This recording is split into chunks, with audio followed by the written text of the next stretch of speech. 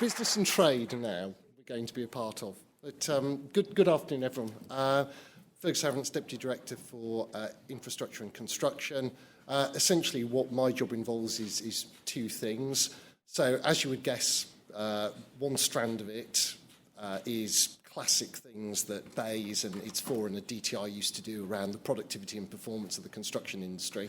And then the second aspect of my job is going out across Whitehall and, if not being able to organise all government policies that they're pushing absolutely in the same direction, at least trying to make sure that things like skills, land use planning, our capital investment programmes, and some of the other issues that government deals with that affect the sector don't actively conflict with each other.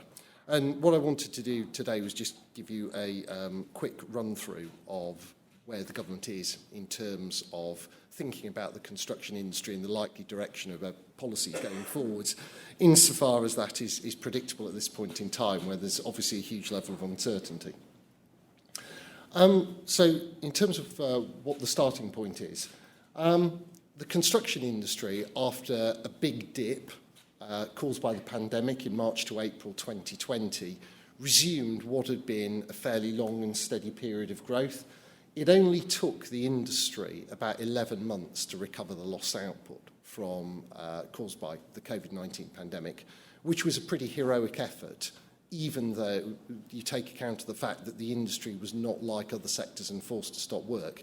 It did adapt incredibly rapidly and effectively to the challenges of making a whole range of different working places and working environments safe. And by and large, the construction workforce was able to continue to do what the country needed it to do through that period. Unfortunately, we've also seen over the last few years quite a lot of challenges. It's certainly the case that the increase in energy prices and the increase in materials and products prices in the construction industry has had a dampening effect on activity, particularly in the new house building and domestic repair, maintenance and improvement sectors. Construction activity for the last 2 or 3 months has been essentially static. Sometimes there's been very slight growth, less than a percentage point. Sometimes there's been a drop, again, usually of less than a percentage point, but it's been broadly static. Materials price inflation has really been the story of the last year. In July 2022, it actually reached 25% across a basket of products and materials in a single month, which is pretty much a record. It's now dropped quite significantly, but it was still running at 15% in December. And unfortunately, the main reason that product and material prices have come down, it's essentially due to reduced demand. And the other thing to look at in employment, the industry is really now, I think, facing the fact that it is going through a restructuring of the workforce caused by a combination of demographic change and the impact of the pandemic, and to a certain extent Brexit as well.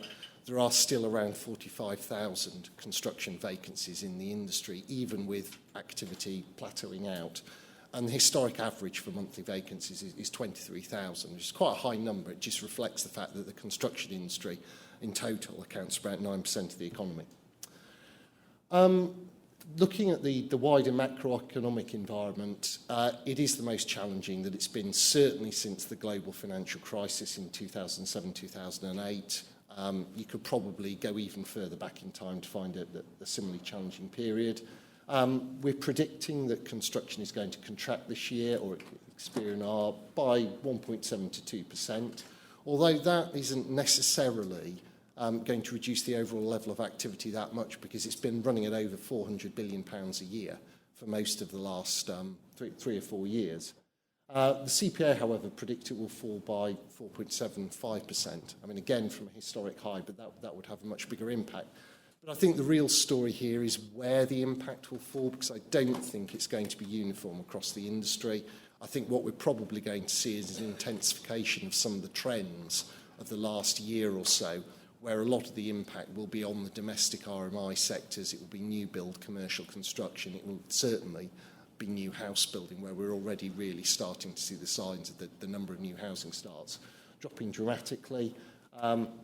Expect the number of houses completed this year to fall by about 11%, and the wider housing market is going to be in the doldrums, and that is obviously driven by wider concerns about inflation and the cost of living, and the fact that consumer confidence is very low. Most people don't think it's the time to take on a big additional financial burden, whether it's buying a new home or remortgaging to refurbish your existing one. And we're also seeing the level of construction insolvencies creep up. It was over 4,000 in the year to November 2022, and that's the highest figure in over a decade. And from a public sector perspective, we face the ongoing challenge of trying to manage the public finances when you've got a nasty combination of a recession at the same time as you've got a very high level of debt. You're running quite a large deficit within the public sector, and we've got some enormous financial pressures in the shape of funding for to compensate consumers and businesses for higher energy costs, as well as things like the war in Ukraine.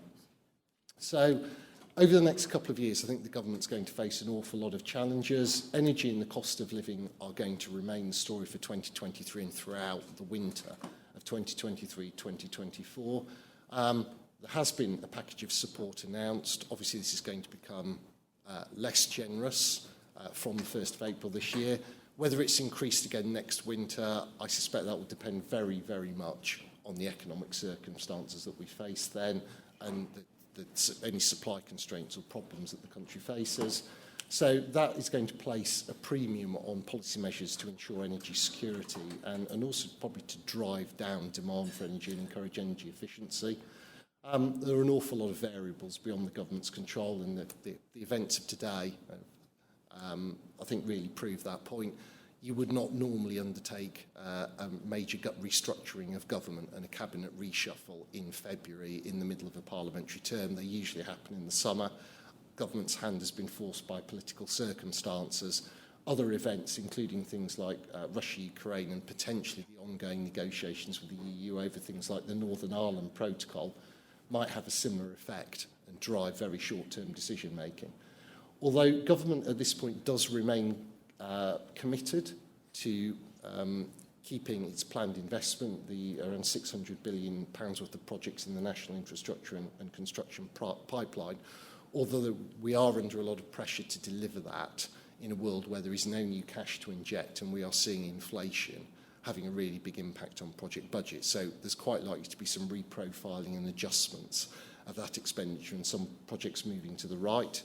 But I don't think that we're going to shift the focus that we've tried to adopt over the last few years of ensuring that we do deliver best value, particularly wider economic, social and values. So things like investment in skills and promoting diversity, supporting innovative companies into the industry, that we've tried to make a major theme of our investments over the last few years.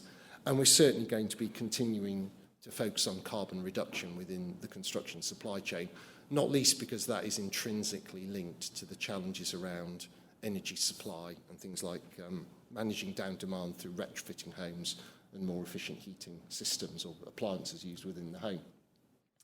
And then the longer-term direction of policy, I don't think, is going to shift away from performance improvement and the drive for collaboration, investment, higher levels of investment in skills and decarbonisation. We've set all of this out in the construction playbook that we originally published in 2020 and updated last year, where we set out the objective of making the relationship between government and the industry more strategic and less transactional. We wanted to focus on value rather than lowest cost and making sure that we got high-quality built assets that perform over their lives. We want to drive down the 40% of UK carbon emissions generated by the built environment. Everyone talks about net zero carbon by 2050, but the reality of the situation is we're committed to reducing carbon emissions by 68% compared to the 1990 baseline by 2030 and by 78% by 2035, which is much, much more of a challenge for every sector of the economy. And the challenge for the built environment and construction is particularly significant when you take account of things like the fact that a lot of its emissions are linked to its high use of materials like concrete and steel. We're going to continue to support the modernisation of the industry around the use of digital and off-site manufacturing technologies, particularly for new construction, and push health and safety, occupational and mental health through public projects and work in, trying to work with the wider industry to deliver that. Not least because as the demographic of the workforce changes and it gets harder to bring people in and recruit them, because there are fewer young people. It's not just a problem in the UK, it's an increasing problem in the Western world. We're going to have to make more use of the workforce that we've got, and that means working to support them, making it easier for them to do their jobs so that they can remain fit and healthy for longer, and they can enjoy more rewarding careers. And it means also avoiding people falling out of the industry during recessions, as they've typically done in the past, by offering them opportunities to retrain and develop new skills so that they can continue in employment within the sector.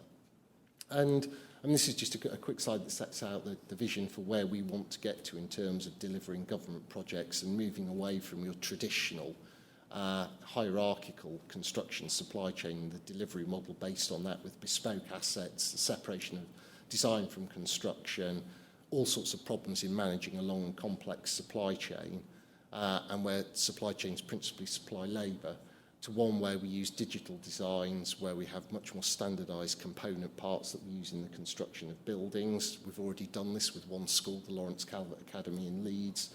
Much greater use of off-site manufacturing, and then supply chains built up around manufacturing operations and supply of components and systems, and hopefully through that as well encourage more direct employment in investment in skills within the industry. And this slide is really just to emphasise the point about demographics and the fact that the construction workforce is ageing, with over 30% of people within a decade of retirement, which is really aged over 50. And at the same time, we have projections of demand for construction over the medium to longer term increasing. So whilst there might be a dip this year, there's definitely going to be more of a growth trajectory towards the end of the decade, particularly with the demand for retrofitting buildings and for producing more sustainable new buildings and infrastructure towards 2030 and 2035. And we work very closely with the Department for Education, Construction Industry Training Board and the Department for Work and Pensions to try and ensure that firms in the industry, large and small, have access to the forms of support that we offer. We've got apprenticeship starts to over 32,000 in 2022. And we've been experimenting with new ways of providing apprenticeships and piloting mechanisms and pre-apprenticeship training for people to make sure that they can easily step into and step up to the level required for a firm to take them on formally as an apprentice. And we are seeing actually the industry responding in terms of investment in apprenticeships. Actually, the construction industry has contributed more than any other through the apprenticeship levy to the training of apprenticeships, and some large firms have been pledging their contributions to support smaller firms in the sector, which is good. And we've also been investing post-Grenfell in the development of competency frameworks to try and drive up standards within the industry, and we expect the first 6 of those to be delivered later this year. And this is something that we are trying to embed as an approach in the delivery of our social housing decarbonisation fund. So with the macro level of objective is to try and reduce the energy consumption of buildings and industry by 15% by 2030. We're investing £1 billion in the Eco Plus scheme and 3.8 billion in the social housing decarbonisation fund. We've issued nearly £900 million worth of funds through that, the second tranche of which will be announced in March. But the aim is to use this not only to upgrade some of the 29 million homes in the UK, but actually also to use it to upgrade the skills within the industry and the capability of firms to deliver things like the PAS 2035 standard, and also use it to promote diversity and deliver greater social value within the UK. So it's an example of how we're trying to make sure that we are spending our money through various programmes in a way that's aligned with the policy objectives that we want to achieve. And we work very closely with the Construction Leadership Council, which brings together the representatives of large and small firms with manufacturers and merchants. So we try and encompass the whole supply chain, as well as bringing government departments, the Health and Safety Executive and other stakeholders. So we get a genuinely holistic view of the industry, and the recommendations that the CLC makes are reflective of the industry's needs and priorities. And the 4 that we've set for this year are around next generation delivery, which is improving the performance of the industry, digital and off-site manufacturing technologies, building safety post-Grenfell, and making sure that we adapt to the framework that's created by the new Building Safety Act, which people do tend to think will only apply to high-rise residential buildings. Legally, that's correct, The reality of the situation is that I think people are going to find fairly quickly that once you've established a gold standard for the construction of buildings, the design of those buildings, information and record keeping about those buildings, that's very quickly going to be what people expect in relation to every project. So this is going to have a big impact on probably a much wider spectrum of people and firms in the industry than may be perceived now.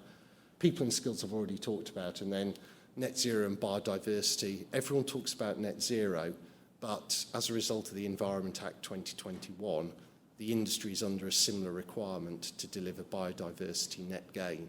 This is now something that's legally mandated, so it has to be done for large projects, large housing developments, large commercial developments. And it is going to be a big driver of change, and it's an example of where the industry is being asked to do things differently to the way in which it's done them traditionally. And the CLC also does have a domestic repair, maintenance and improvement group led by the Federation and Master Builders. So we're making sure that this segment of the industry, which is hugely important and accounts for 60% of employment in the industry, has a voice within the CLC and it's capable of making its case and getting the CLC to represent its needs when it comes to the conversations with government and some of the other stakeholders. And then finally, just to end on this point, before I take some questions from all of you, I think the industry did do fantastically well during the COVID-19 crisis. I don't think it's received fair recognition from that within government or more widely within the media and the rest of society. But the reason that the industry did so well during the pandemic was because of the spirit of collaboration and the fact that people accepted that they really needed to work together because there was a whole supply chain and a whole ecosystem, and it all had to function, or the wheels would come off the whole industry. And once people had accepted that principle, they started working to solve all of the problems and challenges, and they did so really successfully. We need the same spirit to continue and to focus on things like how we manage materials price inflation and deal with some of the longer term challenges around technological change, demographics, and doing the kind of high quality work that's necessary to decarbonise the built environment. So I'll stop there, but very happy to take any questions that anyone's got.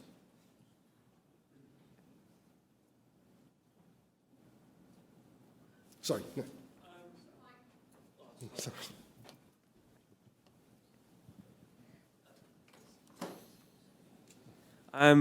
Just a quick one. With regards to the CSCS card changing in kind of a year or so, do you expect that to impact the workforce availability within the construction area?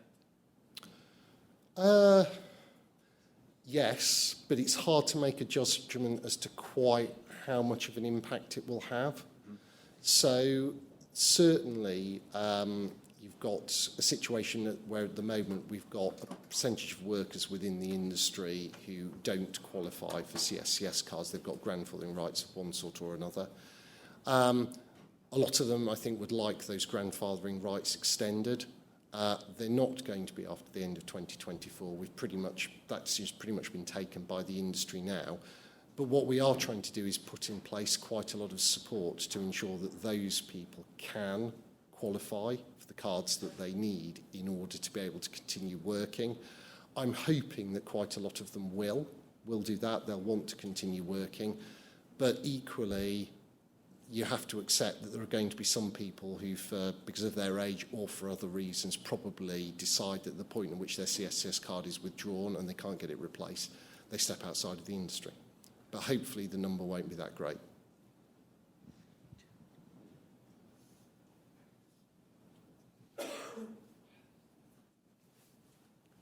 Sorry, this guy... Oh, sorry, Tom. Hi, Fergus. When the Prime Minister was Chancellor, he was the architect of the Green Homes Grant, much maligned now. Yeah. Do you think that given everything that's going on with energy pricing and domestic energy costs, there's likely to be further intervention on RMI? And if so, have the lessons from Green Homes Grant been learned, and what might that intervention look like? Yeah, I mean, I hope everyone's reasonably familiar with the Green Homes Grant. If not, it was effectively a voucher scheme that was giving people grants of, I think, £5,000 to £10,000, depending on the nature of your home, to upgrade things like your insulation, potentially glazing, that kind of thing. The Green Homes Grant was I would say it was the right policy. The big problem was that we were being asked to deliver it to an unfeasibly short time frame, and the industry simply couldn't adapt to that. And for that reason, it was not particularly successful in terms of the outcomes that it delivered. That said, we have tried to learn the lessons from that, and that's why we've designed the Social Housing Decarbonisation Fund in the way that we've done. It's much longer term. We are working much more closely with the industry to develop their skills and capabilities as the programme evolves, rather than just assuming that the industry can do something new that's complex and different to what it's done in the past really quickly. And then I guess the question is, looking beyond the Social Housing Decarbonisation Fund, are we going to have any policies that we introduce to encourage, effectively, it's the private sector market for home investment and improvement? I don't think so in the short term because of the fiscal position, but if you look at the rate of investment in some of the technologies that are really important for decarbonisation, it's heat pumps, it's insulation, double glazing, all of those things, at the current rate at which people are investing in them and at which the private sector market is operating, we don't get anywhere near the trajectory that's required to decarbonise the UK by 2050. So I would guess that at some point, yes, there will have to be a change in policy, but I wouldn't hold out any hope of it happening over the next year or so. Thanks.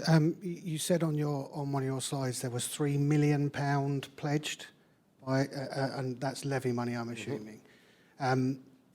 With billions of pounds sitting in the levy accounts at the moment unspent, is there any plans to identify why that's not being spent by organisations and to support organisations to spend that in a way that isn't very difficult?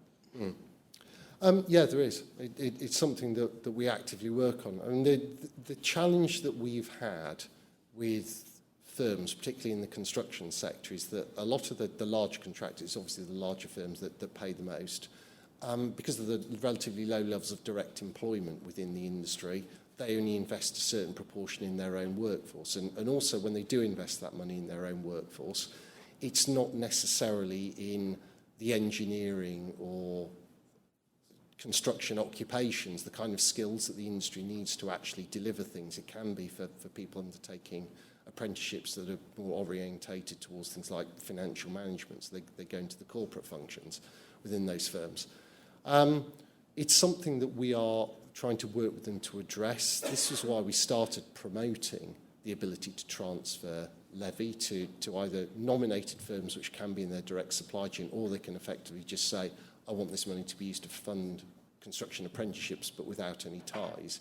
But we certainly do need to do more to actually accelerate this and encourage more firms to either pledge funding or ideally to invest more in their own workforce, but invest it in the skills that the industry needs. And that is the more vocational, occupational skills that are used on sites or in homes.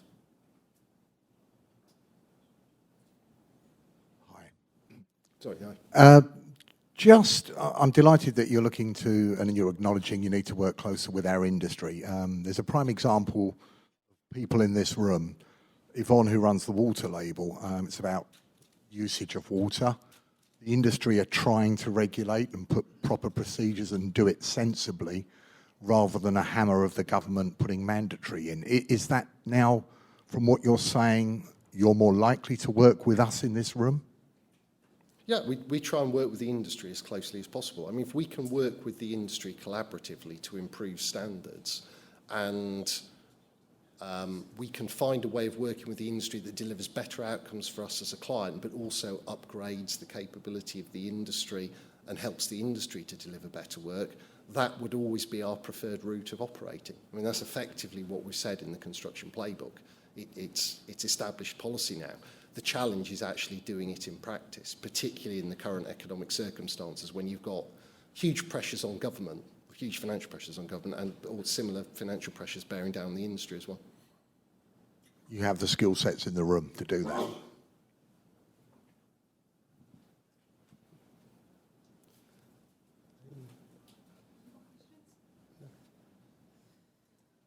Okay. Okay. Right, well, thank you very much indeed, Fergus, and thank you for coming, given everything that's happened today. Are you able to share anything about what's happened today? Do you know what's going to happen to BEIS? When were you briefed? Yeah. No, if people are really interested in the detailed machinery of government change, essentially what's happening is that BEIS is being split. So the bit that's responsible for the energy system, so that's everything from generation through distribution, supply, and also the bit that's responsible for decarbonising buildings, so the people who run things like the Social Housing Decarbonisation Fund, are going to a new Department of Energy and Net Zero, which is being created from scratch. So it's a bit like the recreation of what was the Department for Energy and Climate Change.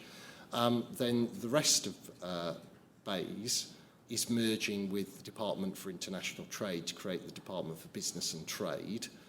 Except for the bit that's responsible for science and technology policy, which is being combined with a bit of the Department for Culture, Media and Sport to create a new forward-thinking, really progressive department to drive science, innovation and technology, which has the unfortunate acronym SIT.